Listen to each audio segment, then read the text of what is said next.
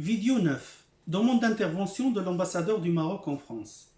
J'enregistre cette vidéo le mercredi 9 novembre 2022 à Reims en France. Pour adresser ma demande à l'ambassadeur du Maroc, responsable des Marocains résidant en France, pour solliciter son intervention auprès du gouvernement français pour l'application de la Convention générale de sécurité sociale du 22 octobre 2007, signée à Marrakech entre le gouvernement de la République française et le gouvernement du Royaume du Maroc. Entrée en vigueur le 1er juin 2011. Décret numéro 2011-567 du 24 mai 2011. JORF numéro 0122 du 26 mai 2011.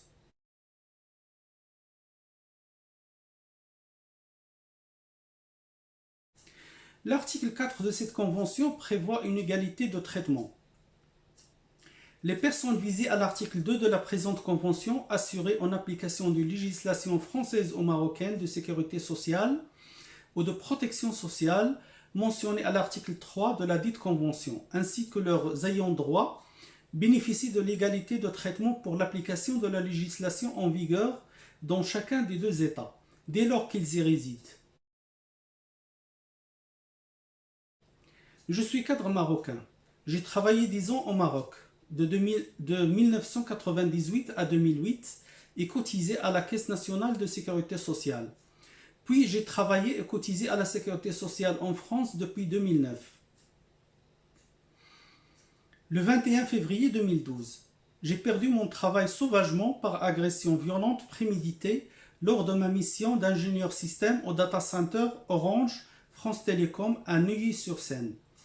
Cette agression au travail m'a causé l'invalidité en fauteuil roulant. Je n'ai pas pu retravailler. J'étais également victime de processus de marginalisation par l'État français, responsable de ma privation des droits de travail et ma transformation en cas social. La justice française a tout fait pour protéger l'auteur des faits des poursuites judiciaires avec la complicité de l'opérateur Orange. La justice française m'a privé d'indemnisations très importantes dépassant les 500 000 € par rapport à mes salaires de mission, aux heures supplémentaires et astreintes non déclarées, aux indemnités journalières complémentaires d'assurance de prévoyance. L'employeur Directic Engineering a fraudé dans les déclarations des salaires et des heures supplémentaires et astreintes. Normalement, je devrais bénéficier d'une rente d'invalidité d'accident de travail pour vivre correctement en France. L'assurance maladie a altéré mon parcours de soins par falsification du dossier médical et instruction pour m'interdire les soins et empêcher ma guérison. Je devrais m'opérer dès 2014 pour reprendre une vie normale. Vous êtes parfaitement au courant de ma situation scandaleuse de persécution en France et mes difficultés avec l'administration française et les obstacles judiciaires, mais sans jamais réagir auprès des autorités françaises. J'ai appelé, écrit et déplacé physiquement à l'ambassade du Maroc pour demander l'aide de mon pays, en vain.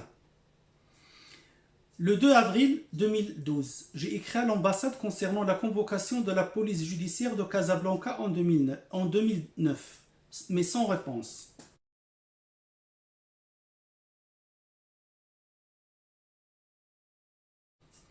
Le 2 février 2015, j'ai appelé l'ambassade et discuté avec le responsable des affaires sociales, M. Agargui, qui m'a orienté vers le consulat de Villemomble afin d'étudier mon dossier.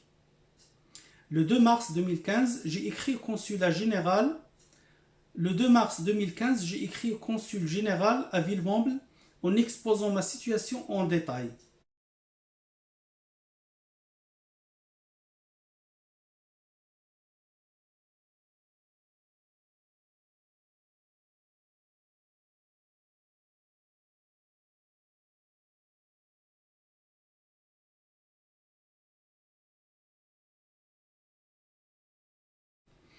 Il a transmis ce courrier à la conseillère sociale, Mme Méziane, qui a confirmé l'impossibilité d'intervention auprès des autorités françaises et m'a conseillé de continuer dans les procédures judiciaires avec l'aide juridictionnelle française plus avantageuse que l'aide judiciaire du Maroc.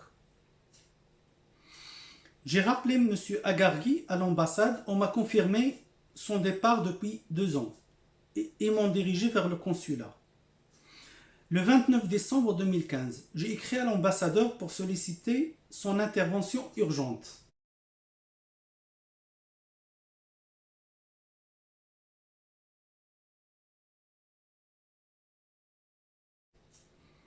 Le 4 janvier 2016, M. Agargui m'a répondu confirmant le transfert de ma demande au consulat de Villemomble compétent territorialement.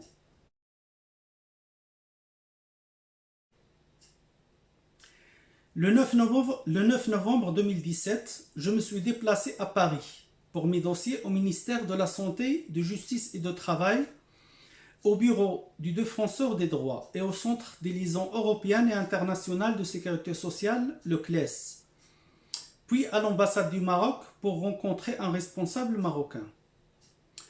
On ne reçoit pas les Marocains à l'ambassade du Maroc et on ne répond pas au téléphone.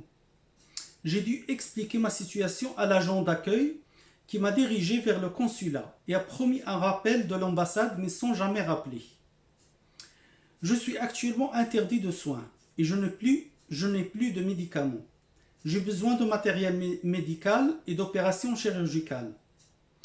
Le 7 février 2022, je me suis réveillé avec des paralysies des membres supérieurs. On m'a transporté aux urgences du CHU Reims, où je suis resté toute la journée sur un brancard sans examen ni médicaments. Je compte sur la mobilisation du gouvernement marocain pour m'assurer la continuité des soins médicaux en France et la désignation d'un cabinet d'avocats pour me défendre en justice, et de passer mon cas devant la commission mixte prévue dans l'article 52 de cette convention. Merci pour votre soutien et merci pour le visionnage. À la prochaine vidéo.